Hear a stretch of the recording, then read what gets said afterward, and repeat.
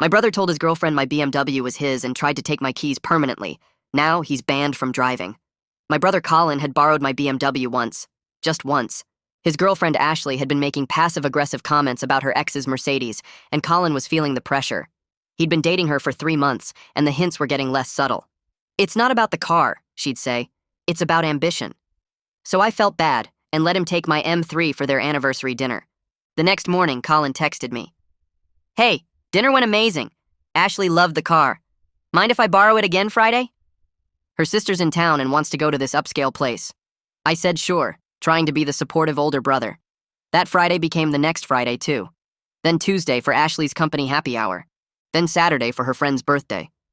"Come on, you're not even using it," Colin said when I finally pushed back after 3 weeks of constant requests. "You literally work from home. The car just sits in your garage collecting dust." "I use it plenty.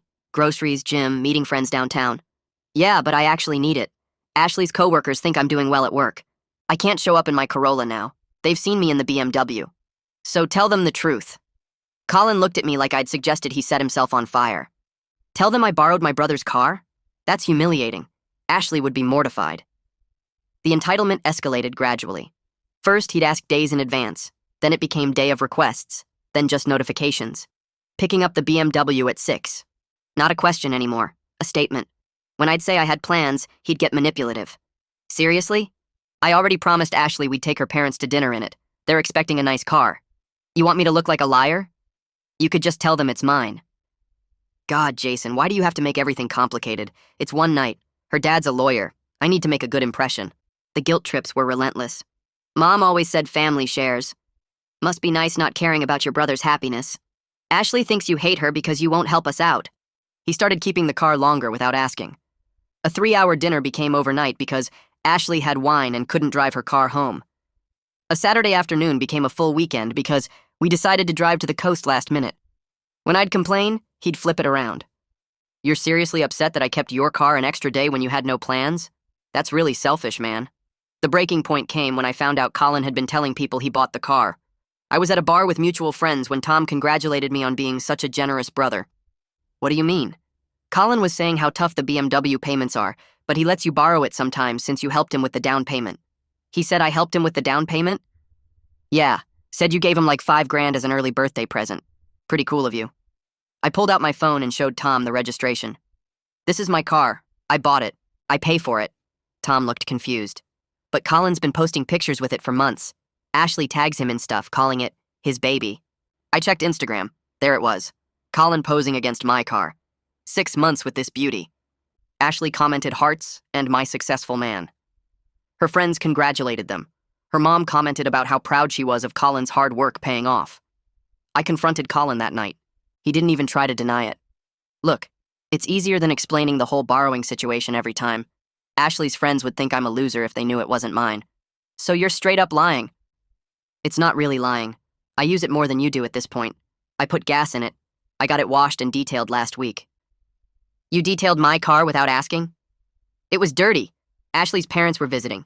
Her dad's a partner at a law firm. I couldn't let them see it covered in dust." "That's not your call to make." Colin rolled his eyes. "You're being ridiculous. Look, here's what I'm thinking.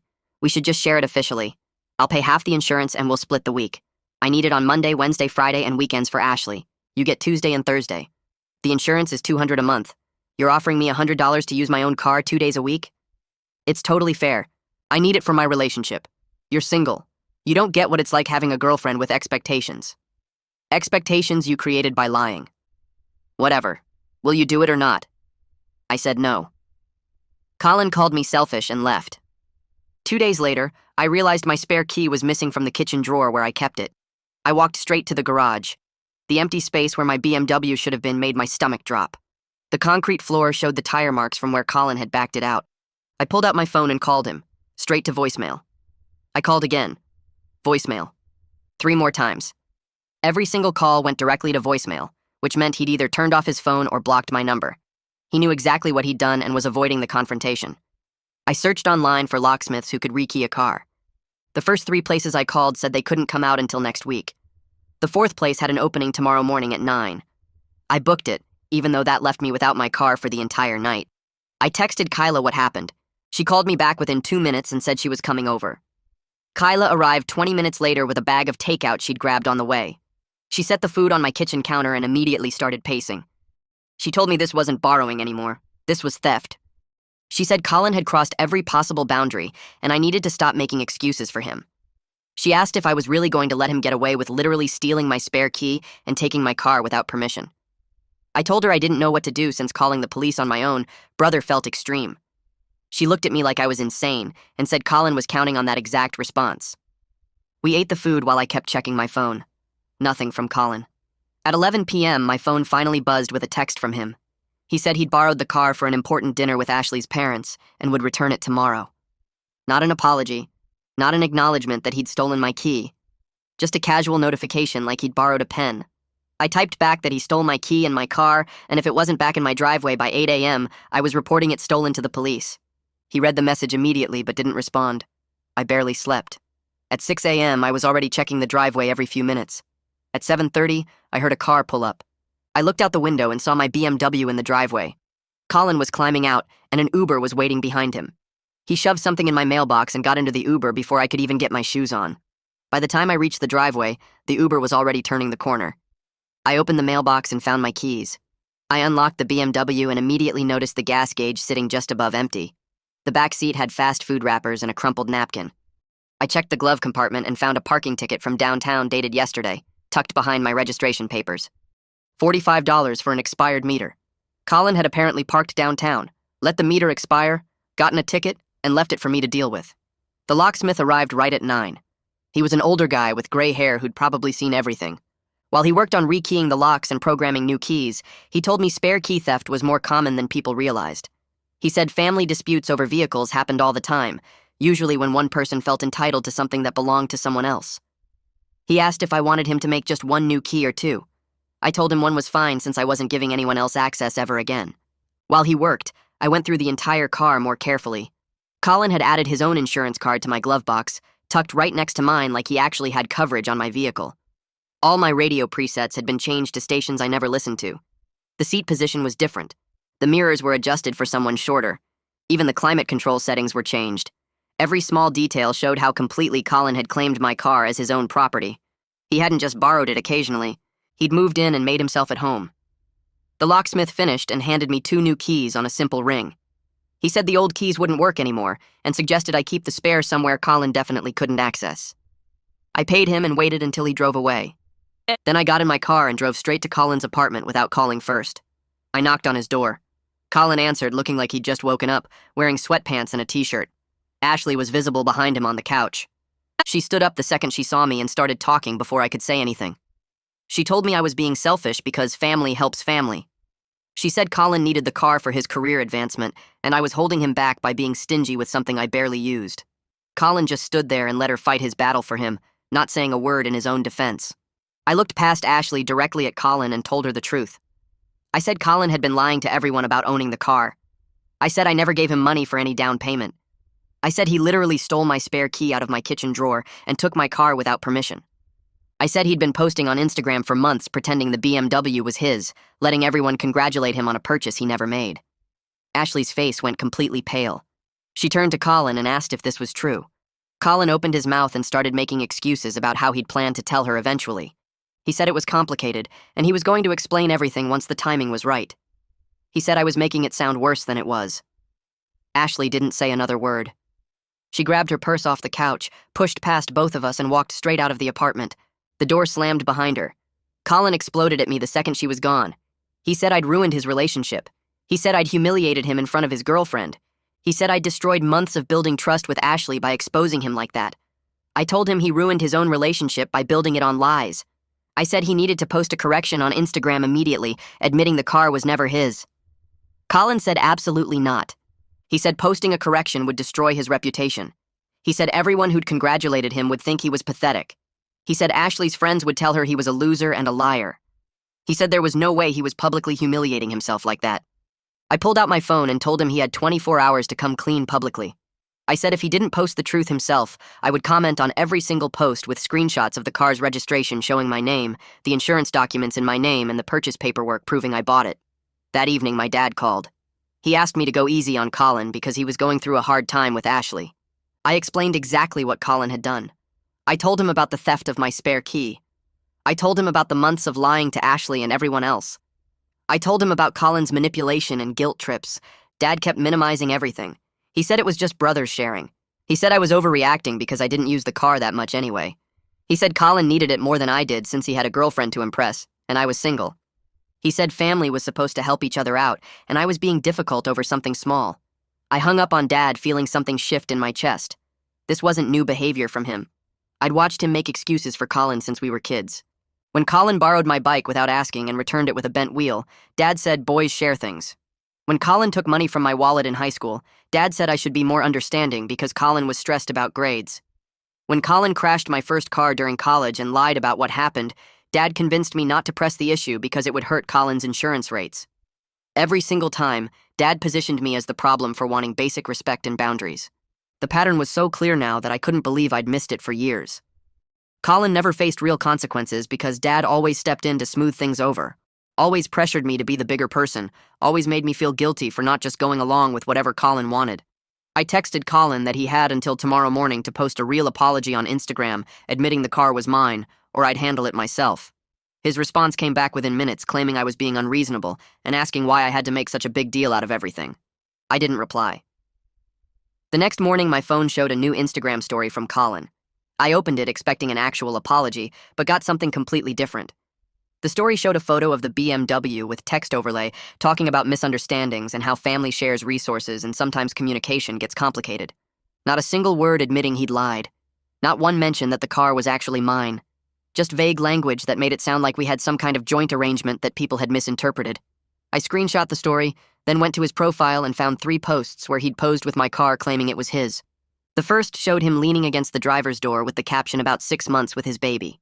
The second was from Ashley's birthday dinner with her tagged and hearts in the comments. The third showed him washing the car in my driveway with some caption about taking care of his investment. I pulled up my car's registration on my phone and took a clear photo showing my name as the sole owner. Then I found my insurance card and photographed that too. Finally, I dug out the original purchase paperwork from when I'd bought the M3 2 years ago and photographed the sales contract with my signature and my financing information.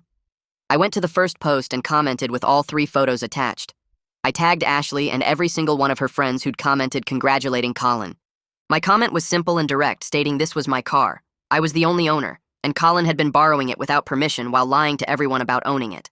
I did the same thing on the second post and the third post. 3 comments with the same documentation and the same explanation. Then I sat back and watched what happened. The response was immediate and intense. Within 20 minutes, people started replying to my comments asking Colin what was going on. Someone asked why he'd lied about something so easy to verify. Another person said they'd always wondered how Colin afforded a BMW on his salary. Ashley's friend posted a comment asking if Ashley knew the truth. More people kept piling on with questions and confusion. Several of Colin's friends sent me private messages. One guy said he'd suspected something was off when Colin got weird about letting anyone else drive the car. Another said Colin had been bragging at work about his new purchase, and now everyone there was going to find out he'd lied. A third person just said thanks for clearing things up because the whole situation had seemed strange. Then I got a message from someone named Nina, with Ashley's last name in her profile. She introduced herself as Ashley's older sister and said Ashley was completely devastated and humiliated by finding out the truth this way. Nina explained that Colin had been pressuring Ashley to move in with him over the past few weeks, talking about his financial stability and his ability to provide. Ashley had been seriously considering it based on Colin's apparent success, which included owning a nice car and having his life together. Now Ashley felt like an idiot for believing him and for defending him to me. Nina thanked me for exposing everything before Ashley made a bigger commitment like signing a lease with Colin or getting more seriously involved with someone who clearly wasn't who he claimed to be. I messaged back saying I was sorry Ashley got caught in the middle of this, but Colin had built his entire relationship with her on lies about his financial situation and success. Nina replied that Ashley was done with Colin and already blocking his number. That evening around 10 o'clock, someone started pounding on my front door. I looked through the peephole and saw Colin standing there swaying slightly with his eyes unfocused. He was drunk and clearly angry, hammering his fist against the door hard enough to rattle the frame. I didn't open it. Through the door, I could hear him yelling about how I'd ruined his life and destroyed his reputation and got him in trouble at work. He said his manager had called him into the office that afternoon because several coworkers had seen the Instagram posts and comments. The manager expressed concerns about Colin's character and judgment, questioning whether someone who would lie so extensively about personal matters could be trusted with professional responsibilities. Colin demanded I delete all the comments immediately and post something saying there had been a misunderstanding. I told him through the door that he created this entire situation himself by lying for months to everyone who mattered to him. I said the natural consequences of his choices weren't my responsibility to fix. I said he could have avoided all of this by simply telling the truth from the beginning, but instead he'd stolen my property and built an elaborate web of lies. Colin kept yelling and pounding for another 5 minutes before finally leaving. I heard his car start up and drive away with the engine revving too hard. The next morning, my phone rang from a number I didn't recognize. I answered and heard a woman identify herself as a representative from my insurance company. She said they'd received a request to add Colin as an authorized driver on my policy and wanted to verify this was legitimate. I told her I absolutely had not authorized any such request. She explained that someone claiming to be me had called yesterday afternoon trying to add Colin with full permissions to drive the vehicle. The caller had known my policy number and some basic information, but hadn't been able to verify my security questions. The agent had flagged the whole thing as potential fraud and wanted to confirm with me directly. I told her my brother had stolen my spare key and been using my car without permission while claiming he owned it. I said I definitely did not want him added to anything and asked if I needed to file a fraud report. She said I could if I wanted, but for now they'd simply note the attempted unauthorized change in my account. She suggested I might want to document everything just in case I needed it later for legal purposes. I thanked her and immediately started a new document on my computer, listing every incident with dates and details. Later that afternoon, Nina messaged me again. She said Ashley had done some digging after their breakup and discovered Colin had also lied about his job title and his salary. He'd been telling Ashley he was a senior analyst making $70,000 a year when he was actually a junior associate making $45,000. The inflated numbers had matched the lifestyle the BMW suggested, making Ashley believe Colin was financially stable and successful. Nina said Ashley felt like a complete fool for not questioning things sooner, but Colin had been so confident and convincing about everything. She thanked me again for exposing the truth before Ashley moved in with him or accepted what had been starting to look like a potential proposal. Ashley had apparently found an engagement ring receipt in Colin's apartment while getting her stuff, which made the whole situation even more upsetting since she'd almost committed to someone who wasn't remotely who he'd claimed to be. I took the BMW to my regular mechanic the following week for a routine oil change and inspection. The mechanic knew me and my car well since I'd been coming there for 2 years. While he was doing the inspection, he came out to the waiting room looking confused and asked if I had a brother. I said yes, and asked why. He pulled out a work order from 3 weeks ago, showing Colin's name and signature authorizing $1,500 worth of cosmetic upgrades, including new rims, a custom spoiler, and tinted windows. The work order listed my account for billing. Colin had apparently come in claiming to be the owner and saying he wanted to surprise me with the upgrades as a thank you for letting him borrow the car. The mechanic had thought it was weird, but Colin had seemed so confident and knew details about the car's service history. Fortunately, the mechanic had called me to confirm before actually doing any work, and I'd been out of town and missed the call, so nothing had been done. But I would have been billed for all of it if the mechanic hadn't tried to verify first. I thanked him for checking and asked for a copy of the work order with Colin's signature. 2 days later, Dad called again. This time, he wanted me to apologize to Colin and help him save face by telling people we co-owned the car together. He suggested we could say we'd both contributed to the purchase and just had a miscommunication about how to present that to others. Dad said this would let Colin recover some dignity, and maybe even get Ashley back if he could prove the situation wasn't as bad as it looked. I finally lost my patience completely. I told Dad that he'd been enabling Colin's lies and entitlement for years by always making excuses and protecting him from consequences. I said every time Colin did something wrong, Dad pressured me to accommodate it and made me feel guilty for wanting basic respect. I said Colin had never learned to face real consequences or take responsibility because Dad always swooped in to fix things and blamed me for not going along. I told him I was done participating in that dysfunction and Colin needed to experience the actual results of his choices for once in his life. Dad got quiet for a long moment before saying I was being cruel and hurting the family. I said the family was already hurt by years of enabling behavior that let Colin think he could lie and steal without facing any real problems. Then I hung up. Kyla came over that evening after I texted her about everything that had happened. She suggested we should check whether Colin had access to any of my other accounts since we'd grown up sharing everything and he clearly had boundary issues. We started going through my passwords and security questions, changing everything to information Colin wouldn't know. While doing this, we discovered he was still logged into my Netflix account under a profile he'd created months ago. We found him logged into my Spotify too, using my premium subscription. Small things, but they showed how completely Colin had blurred the lines between what was his and what was mine. helping himself to whatever he wanted without asking or even thinking it might be wrong. 2 weeks went by with no contact from Colin. Then my phone buzzed with a text from him. The message was longer than usual and actually sounded genuine. He admitted he'd got carried away trying to impress Ashley and made terrible choices he wasn't proud of. He said he'd been lying to himself as much as to everyone else, convincing himself the car situation wasn't that bad because he'd wanted so desperately to be the successful guy Ashley seemed to want. He acknowledged he'd stolen from me, violated my trust, and then made everything worse by refusing to take responsibility. He asked if we could eventually rebuild some kind of relationship, saying he knew it would take a long time and he needed to work on his honesty and his sense of entitlement. He said he'd started seeing a therapist to figure out why he felt so desperate to appear successful that he'd sabotage his own brother. I typed out my response carefully, trying to find the right words that wouldn't sound harsh but also wouldn't leave room for misunderstanding. I told Colin I appreciated him reaching out and acknowledging what happened, but an apology was just the starting point. Trust wasn't something that came back because of one text message, no matter how sincere it seemed. He'd need to show me through his actions over months, maybe longer, that he actually meant what he said about changing. I explained we could be civil at family gatherings and act like brothers in front of Mom and Dad, but the close relationship we used to have wasn't coming back anytime soon. I wasn't lending him anything. Not the car, not money, not even my Netflix password. He needed space to figure out his priorities without me enabling him the way Dad had been doing for years. I hit send and felt a weight lift off my chest, knowing I'd set clear boundaries instead of leaving things vague and hoping he'd somehow understand what I needed. 3 months passed with minimal contact between us. We showed up at Dad's birthday dinner in July and made polite conversation about work and the weather. Colin asked how my BMW was running, and I said fine, and that was the extent of it. At Thanksgiving, we sat at opposite ends of the table, and Colin brought a new girlfriend named Sarah, who seemed nice enough and drove her own Lexus. I noticed he didn't offer to drive anywhere, or make a big deal about cars at all. We exchanged maybe 10 sentences the whole day. It felt strange having a brother I barely spoke to, someone who used to be my closest friend growing up. I'd accepted our relationship might stay surface level forever, and honestly, I felt okay with that. Setting boundaries hadn't made me a bad brother. It made me someone who respected myself enough to walk away from dysfunction instead of drowning in it. Dad still dropped hints every few weeks about how family should forgive and move forward, usually right after he'd talked to Colin. I'd listen politely and change the subject.